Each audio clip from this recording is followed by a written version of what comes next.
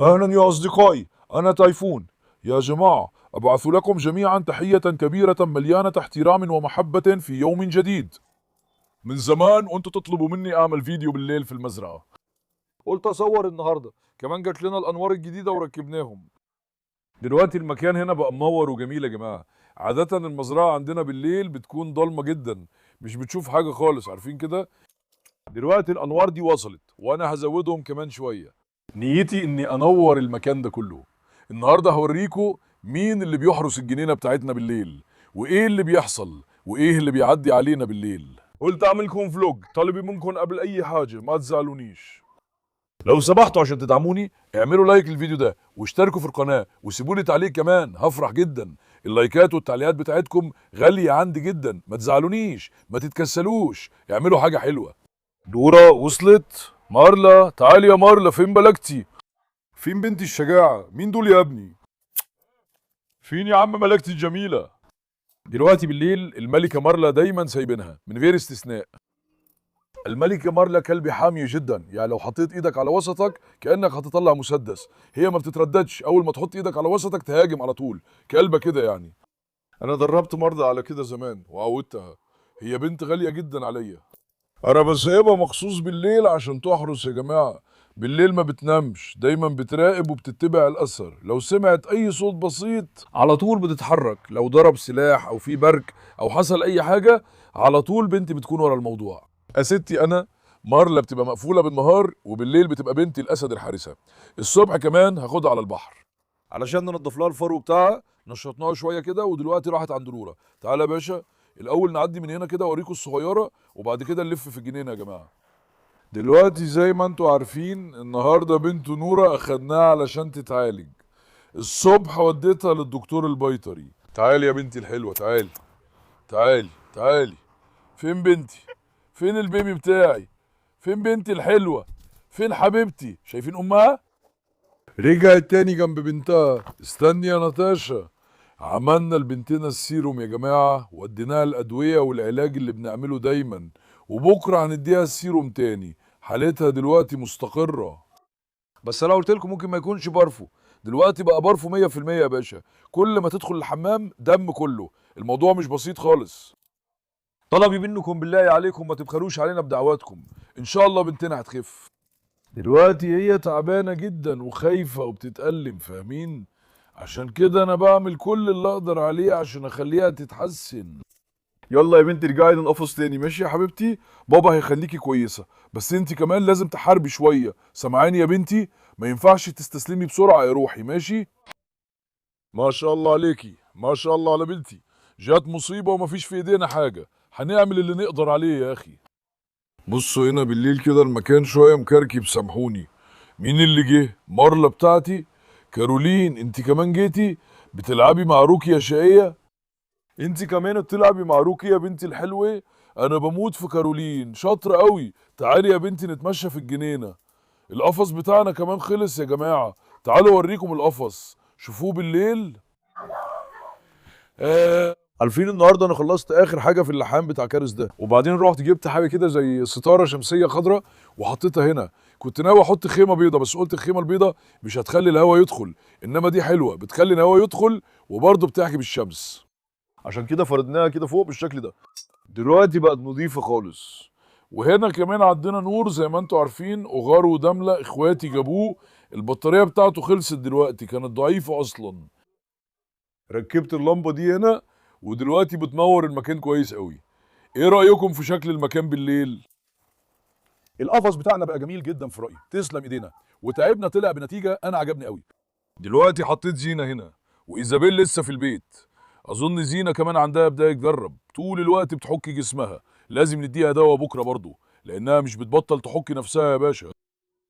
مش من البراغيث، شكلها جرب. يا بنتي بس اكيد فيها براغيث برضو. بص لسه ما دينهاش الدواء بتاعها، بس بجد القفص بقى جميل قوي. من شوية كنت بلحم برضه، دلوقتي الساعة 1 بالليل. من شوية يعني من ساعة كده الساعة كانت 12. اتخمست وقلت يلا اعمل حاجة. القفص بتاع القطة ده يا جماعة أنا بلحم هنا دلوقتي، قلت لنفسي اجيب جيجا هنا وبعد كده اشوف هعمل ايه. عملت خطة من قفص القطة، لحمت هنا حديدة ولسه الحم واحدة كمان في الناحية التانية. قلت امشي كده من قفص القطة واعمل قفص لحد هنا الجيجا. ايه رأيك يا باشا؟ ينفع اعمله هنا ولا لا؟ ليه انا باخد من هنا زيادة؟ عشان اوفر في الخامات شوية يا جماعة، في دعم ورا. قلت اعملها كده عشان يكون في قفص لجيجا، بس محتار اعمله جنب البيت ولا لا. لحمات واحدة هناك بعدين سبتها، قلت مش عايز اتعب عينيا اكتر دلوقتي. خططت المكان ده كده، لو عملته هيبقى كده، همده لحد هنا وجيجي هتفضل هنا. ده كان تخطيطي. كمان شغلت نور الموتور علشان يوضح المكان، علشان اقدر اوريكم. يلا نوجه النور ده ناحية القفصين دول. كويس. النور ده نور المكان كله كده، ولسه هنعليهم شوية كمان، الجنينة هتبقى منورة كلها. دلوقتي الصورة ممكن تبقى مش واضحة شوية عشان النور مش كفاية، استحملونا. يلا بينا نتمشى في الجنينة دلوقتي. انا كمان هفتح نور بايدي كده. يلا يا شباب. تعال تعال تعال تعال تعال تعال تعال تعال. عند القفاص في نور هناك، وهنا كمان هركب نور في الجزء ده. هنظبطها يا باشا، هنظبطها. تعالوا كده تعالوا، الكلاب كلها اتحمست تاني. ده بيقول تيفون. بيقول دلوقتي هو بيعمل ايه في نص الليل. مش عارف اذا كنتوا شايفيني ولا لا، بس بالليل هنا بيبقى ضلمة قوي. قبل النور ده كان كله ضلمة. بونجوك بابا، صحينا الماعز كمان. وكمان لو طلع لنا دلوقتي ابن عرس ولا حاجة. ابن عرس بيجي كتير بالليل يا باشا. يا سودي، عاملين ايه؟ فين حبايبي؟ فين السكر بتاعي؟ بناتي كانوا نايمين، بوظنا مزاجهم. رينا، بيلا. بص، هي ما كلتش اكلها، كلت شوية بس. دورة. ودين باشا، عامل ايه يا اسدي؟ ايه اخبار حبيبي؟ ما شاء الله عليكم. كارلوس، والله اسيبك تعالى، والله اسيبك وتعالى يا ابني، اسيبك وتعالى يا ابني. ها كارلوس يا اسدي، فداك اصلك، فدا اصلك يا باشا. عيالك كلهم بخير، وكمان بالليل هيكتور ما شاء الله عليك. بص، النور ده بالطاقة الشمسية، وده كمان شحنه مش بيقعد كتير. لازم نحط هنا نور عادي. مش بيقعد كتير يا باشا، ومش شايفين كويس دلوقتي. تعال نروح نشوف مكان الماعز كمان، بس كده هنصحى الفراخ وهم مش هيشوفوا قدامهم. يا بونجوك، انت بتعمل ايه يا بونجوك؟ انا كنت ناوي اسيب الكلب هنا زي ما انتوا عارفين مظلوم، بس دلوقتي مش قادر اسيبه. عارفين ليه؟ عشان هو دلوقتي يا باشا هيجري ورا الغنم والماعز وكده. انا مش بسيبه عشان مش عايز اخاطر، والا كنت هسيبه هناك. اكبر مشكلة عندنا هنا بالليل ان في ابن قوى كتير بيجي، عددهم كبير قوي. مش عارف هتسمع صوته بعد شوية ولا لا. انا لسه ما قدرتش اصوره. يا باشا من كام يوم كان في ابن قوى جنب المزرعة، ولا حتى مهتم بيا. واقف هناك اهو. في ابن قوى كمان هنا. انت بتعمل ايه يا ابني؟ ابني كان نايم هنا يا بطل. كنت نايم هنا. رئيس الحراسة في مزرعتنا فيصل بابا. يا اسد يا ابني، ما شاء الله عليك.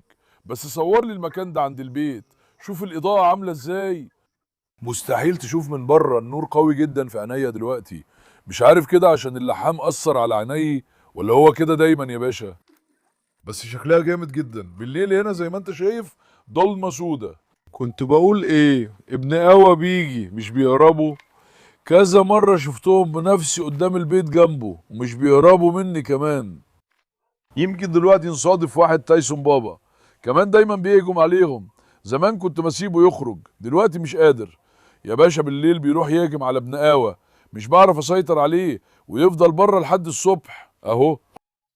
يا عم ده ابن الارجنتين الاصلي، هو الحارس الليلي الحقيقي. دلوقتي تايسون بابا اول ما حد يجي للمزرعه، تايسون هو اول واحد بيستقبله. تايسون بابا تعالى هنا بسرعه. تايسون تعالى. تايسون تعالى، تعالى يا ابني، تعالى يا ابني، تعالى يا ابني، تعالى يا ابني، تعالى بالراحه يا ابني، بالراحه. سلسله تايسون بتوصل من الباب لحد هنا. اول ما تدخل من الباب تايسون بابا. كنا بنسيبه زمان، دلوقتي مش قادر اسيبه. بيروح يخنق ابن قوى، مش بيرجع لحد الصبح يا باشا. ده مجنون. ما تفتكروش عشان بينام بالنهار، بالليل صاحي حارس على الاخر. تايسون ومارلا الاتنين دول كفاية عليا، فهمتني؟ دول بيحموا بشكل غريب، ما بيرحموش حد يعني. كان في نور قدام الباب بس النور ده كمان باظ يا باشا. لا، المكان هنا كان منور برضو، المرة الجاية هنور المكان ده. اصلا هركب نور هنا، انا كلمت الكهربائي يجي. اللي في بلدنا مش بيجي عشان خايف من الكلب، هلاقي حد تاني. هعمل اضاءة كاملة كده، دايما عندي نية اصور لكم فيديوهات بالليل كمان، بس لازم نعمل اضاءة يا باشا وبعد كده. والا مش باين زي ما انتوا شايفين، انا عيني لسه بتشوف بس الكاميرا مش بتلقط كويس. تعالي يا مارلا، فين مارلا؟ شكل مارلا اختفت تاني كالعادة. بس القفص اللي عملناه جديد بقى جامد جدا، لو عملت ارضية قفص القطة كمان هيبقى المكان ده جامد قوي يا باشا. انا مخطط كده اجيب شيشة من هناك كمان. يلا ننور العربية دي دلوقتي. فتحنا نورها عشان تشوفوا بس. ثانية واحدة يا نورة. نورة، نروح نتمشى. هاي يا بنتي، نروح نتمشى يا حبيبتي. مش هتسيبوني من جنبكم ابدا. بص من الناحية التانية كمان، المنظر هنا بقى كده يا اخي شكله 10/10. بالليل بقى منور كده، يلا نقفل نور الموتور ده كمان. مرة لزقت بتقول ليه بتصور فيديو الصبح، سيبنا نخرج بالليل على الاقل. مرة عمرها ما بتتضايق نفسها يا اخي. تعالي يا سوسري، تعالوا يا بناتي تعالوا. بالليل كلهم هنا كلهم هنا يا اخي. تعال. فين يا جميلاتي؟ خليني اقعد جنب مرلة شوية، صح يا مرلة؟ مرلة دلوقتي شكلها متوترة جدا، كأنها ممكن تعضني فجأة. يا مرلة فين بنتي الحلوة؟ استنوا استنوا، ما تضايقوش ماريلا هتعضكوا، ما تضايقوش ماريلا. ماريلا مش بتحب القرب الزيادة. تعال نقعد هنا، خلوهم بعيد شوية. يا عم يا كرباش، انت جيت برضو؟ يا ابني الوسيم، سوسلو كمان طلع على الترابيزه بتاعتي. بس استنوا هوريكم حاجه دلوقتي. هطفي النور شويه وساعتها هتشوفوا المكان هنا بيبقى عامل ازاي. بصوا. شفت؟ ظلمه حالكه، مش هتقدروا تشوفوا اي حاجه. هفتح نور البيت بس بصوا. بالليل هنا بيبقى ضلمه تماما. من ناحيه في بنات قوي بتصوت، هو صوت بنات قوي وحش قوي، اللي يعرف يعرف. ومن ناحية تانية دول، استنى افتح نور المكان ده كمان. سوسلي يا ربي، سوسلي، لا يا حبيبتي خلاص. ثانية واحدة، ايه اللي بيحصل؟ هما بيهجموا على مين؟ بص مثلا دول فجأة بيطلعوا كده يا باشا، فجأة. مش بتلعب تفهم ايه اللي حصل، بس فجأة بيطلعوا. تعالى هنا، عملوها في سندي ولا ايه؟ كنا هنقفل على سندي، يلا بينا نقفل عليها يا باشا. سندي بتجيلها السخونة ودادا بيحاول يتزاوج معاها. سندي تعالي يا بنتي. استنى خلاص، لا مفيش خناقة، بلاش تعملوا خناقة كده بالليل. سندي كمان رفعت ديلها. لا يا ابني، سندي تعالي يا بنتي، تعالي تعالي يا جميلة. خلاص يا عم، لا. طلعوا كده. لا استنى استنى استنى. لا يا بنتي تعالي هنا، استني، خلينا اقفل سندي هنا. وكمان ما تخليش سندي تتزاوج مع دادو عشان ما نلاقيش مشاكل يا جماعة. يا بنتي استني هناك، خليني اربط الباب ده. تمام. ده هو المجنون تاني رجع اتجنن. هو بيدور على التزاوج، خلي بالك يا ابني. دول فجأة بالليل، شوف كم مرة صحيت من النوم. بالليل فجأة بيتخانقوا مع بعض، يا ساتر. بصي على الحكايات دي يا بنتي، مكانك بقى حلو فعلا. وكمان مكان ايزابيل. خلي ده هنا لحد ما فترة الحرارة عند سندي يخلص. انا حطيت زيني في القفاص اللي قدام. هي بتقفز من هناك على طول، مش بتقف، شقية جدا. عشان كده القفص التاني كان كويس ليها، ودلوقتي قفلنا على سندي. تعال نشوف، نقعد شوية. تعالي يا سوسلو، تعالي يا بنتي، تعالي يا بنتي، تعالي يا شقيين. تعالوا نشوف. بالليل يا اخي المكان هنا بيبقى ممتع جدا. الجو هنا لطيف ومنعش. جميل جدا. المنظر جميل. كل ولادي حوالي، كل عيالي حوالي، وكمان بشغل موسيقتي، بستمتع بحالي وقاعد هنا. يعني انا مبسوط بالحاجات دي ومبسوط اني عايش وسطهم. من الحب اللي من غير مصلحة، من الحب النقي، فاهمني؟ بص كلهم زي العيال، شايف؟ بس كلهم قسية وصوصلة فوق بعض. يا بناتي خليكوا عاقلين شوية، عاقلين. شقيين. روكي خلاص انا بحبكم كلكم. سيبوا بابا في حاله شوية، سيبوا الأب في حاله شوية. يا صوصة الشقية استنى. تمام. بص روكي كمان مش قادر يشاركني مع حد تاني من كتر الغيرة. تمام يا جميلاتي. يعني بالليل المكان هنا بيبقى ممتع جدا. ابدا اعمل بثوث بالليل في المزرعة يا جماعة، ايه رأيكم؟ ها؟ لو بدأنا البثوث فعلا هيكون الموضوع ممتع. عندي خطة كده لو حابين، بس استنوا كده. انزلي يا سوسلي. لا رجعتي تاني تطلعي على الترابيزة؟ مرلام جت جنبي. لا يا باشا مش قادر اقعد، لما اكون معاهم كده يا باشا مش بتقدر تقعد. ساعات بيبقوا لطاف وساعات بيعصبوني جدا. نورة استني. خلاص يا بنتي انزلي كده وعدي. ايوه يا جماعه دلوقتي هنكمل من النهار. امبارح بالليل كشاف الايد كان فاصل شحن، لو كان في شحن كنت وريتكم حاجات اكتر. حطيت الكشاف في الشحن وان شاء الله المره الجايه هعمل لكم فيديو بالليل. قلت نكمل من النهار. الصبح كمان قفلت على العيال. يا ريت تصور لي دده هناك. حطيت دده هناك. دده انت كمان سكبت الميه يا ابني؟ نايم هناك ولا ايه؟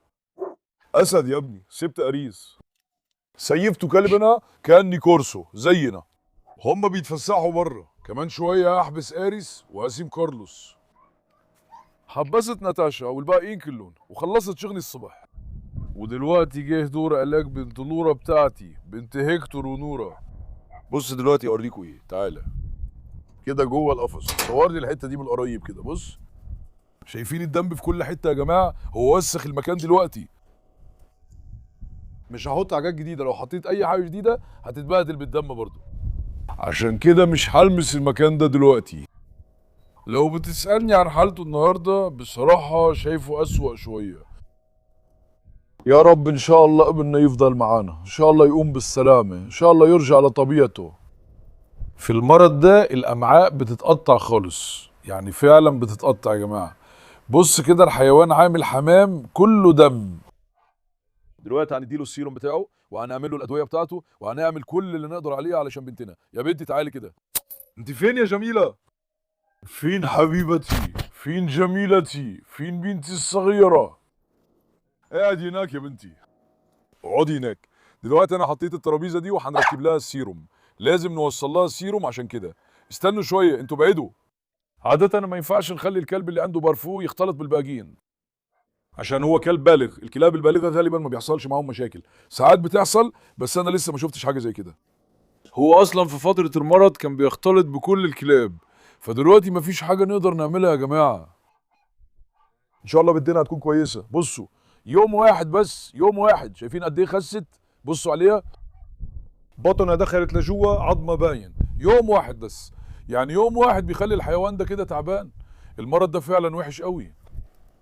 والله العظيم اني بزعل قوي لما بشوفها كده، بس هنعمل اللي نقدر عليه وان شاء الله ننقذها يا اخي. دلوقتي خلينا نفتح اللزقه دي لبنتي. امبارح وديتها للدكتور البيطري عشان يركب لها كانيولا. عادة انا كمان اللي بركب الكانيولا، بس امبارح اللزقه ما جاتش، عشان كده فضلت كده يا جماعه. وديتها للدكتور البيطري وركب لها كانيولا وادالها السيروم. ودلوقتي انا اللي هديها السيروم بتاع النهارده، عشان الكانيولا لسه راكبه وجاهزه. وبعد كده هنديها الحقن والحاجات التانية. ان شاء الله يا بنتي هنعمل كل اللي نقدر عليه عشان تبقي كويسه. صح يا حبيبتي؟ ابوك يضحي بنفسه عشان النظره البريئه دي يا روحي. شايفين قد ايه شكلها غلبانه؟ يا جماعه المرض ده حاجه وحشه قوي، حاجه وحشه قوي والله العظيم، بيضايقني جدا. وفي ناس كمان كتبوا وعندهم حق، قالوا انت كنت بتقول انك هتحط الكلاب اللي جايه من بره في الحجر الصحي، ليه ما عملتش كده؟ يا جماعه انا لما قلت من بره كنت اقصد الكلاب اللي جبتها من الملجأ او بالشارع. يعني المفروض الواحد ياخدهم كلهم، بس كلاب الملجأ او الشارع بنسبه 90% معرضين اكتر للامراض، عشان كده انا كنت بتكلم عنهم. ومن بعد كده يعني مفيش جراوي كمان، مش فاهم ليه حصل كده بصراحه. ومن بعد كده برضه هنلاقي حل على حسب كده يا باشا. هنعمل ايه دلوقتي؟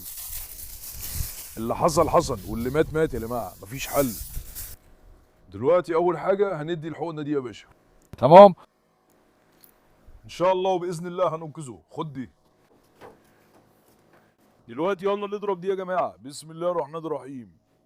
امبارح واحد صاحبي قال لي يضربها في العضل مش تحت الجلد. يا جماعه في حقنه بتتاخد في العضل وحقنه بتتاخد تحت الجلد. انا عارف ازاي ادي كل واحده فيهم، فبظبط على كده. فهمتوا؟ ولو على كده في حقنه تتاخد في الوريد كمان. كل واحده ليها طريقه معينه يا جماعه. بظبط على كده وبديها بالطريقه دي. بسم الله الرحمن الرحيم. استنى يا حبيبي استنى. تمام، برافو على بنتي، برافو على جميلتي. هي هتبقى كويسه، ابوها هينقذها. ابوها هينقذ بنتي الشجاعه. ثانيه واحده، هنظبط لها المحلول دلوقتي. ودلوقتي المحلول الخاص بتاعنا يا جماعه ماشي. اول خط وريد يتسد، فهناخد شويه من المحلول ده كده عشان نفتح خط الوريد. الدم بيتجلط وبيجمد هناك.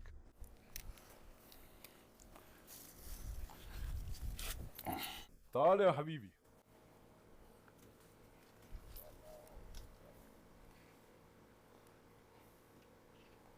اوه جميل جدا، تمام. مفيش انسداد، يعني مفيش انسداد واضح يا باشا. الدم في العرق مش بتسحب كويس. دي حاجة كويسة يا جماعة. استنى دقيقة يا حبيبي، دقيقة يا حبيبي، دقيقة. استنى دقيقة يا جميل، دقيقة. أنا بحاول أخليك تبقى كويس، ماشي يا حبيبي؟ دقيقة واحدة. استنى دقيقة يا حبيبي، هدى. برافو عليك، برافو على جميلتي. يلا نفتح كده ونشوف. تمام. دلوقتي يا بنتي لازم نرفع السيروم بتاعك لفوق. ثانية واحدة يا بنتي، استني ما تنطيش من هناك، ماشي؟ تمام يا حبيبتي. بنتي شاطرة. دلوقتي ثانية واحدة يا حبيبتي، استني. وانا بديله المحلول دلوقتي لازم اكون جنبه، ما ينفعش اسيبه. وبرضه مش قادر اديله المحلول وهو جوه القفص. ليه؟ عشان المحلول لازم يكون مرفوع فوق يا جماعة. عشان كده دلوقتي انا ركبت له المحلول هنا يا اخي. المحلول بتاعنا شغال كويس. العروق بتاعته ما شاء الله لسه كويسة. عادة في المرض ده زي ما انت عارف عروق الحيوان بتنسحب. الدم بيتسحب ومش بتلاقي العرق ومش بتقدر تفتح له خط وريدي. استنى دقيقة يا ابني روكي. فعلا بتواجه صعوبة كبيرة. حتى لما كارولين جيرول كاني كورسو بتاعنا جالها نفس الحالة، تعبنا جدا ومقدرناش نلاقي لها وريد. خليني اقول لك كده، اديناها المحلول تحت الجلد، يعني الموضوع كان صعب قوي علينا، فاهم؟ هي تعبتنا جدا وعانينا كتير، بس بنتنا دي ما شاء الله دلوقتي حالتها كويسة. دلوقتي تقريبا المحاليل دي هتاخد حوالي ساعة ونص ويمكن توصل لساعتين كمان. انا ظبطت السرعة على الوسط ودلوقتي سرعتها كويسة. حوالي ساعتين هفضل واقف جنب بنتي. يعني مثلا بص، ثانية واحدة نشوف كده المحلول بيوصل للوريد ولا لا. نجرب. تمام، في الوريد. احيانا الكانيولا، الابره بتطلع من الوريد وبتروح لدراع تحت الجلد وبيبدا المكان هنا ينتفخ زي البالون. عشان كده لازم تفضل واقف جنبها وتراقبها طول الوقت. لما تسن رجلها السيروم مش بيمشي وبيتسد. يعني باختصار لازم تفضل في الوضعيه دي لحد ما السيروم يخلص يا جماعه. فاكرين لما كان في حوالي 15 او 20 صغير هنا كلهم جالهم المرض؟ كنت بعمل كده معاهم كل يوم، عارف؟ كل يوم كنت واقف جنبهم واحد واحد واشتغلت على المحاليل بتاعتهم والادويه والعلاج. يعني الموضوع ما كانش سهل خالص. مش فاكر اني تعبت كده في حياتي قبل كده. تعبت.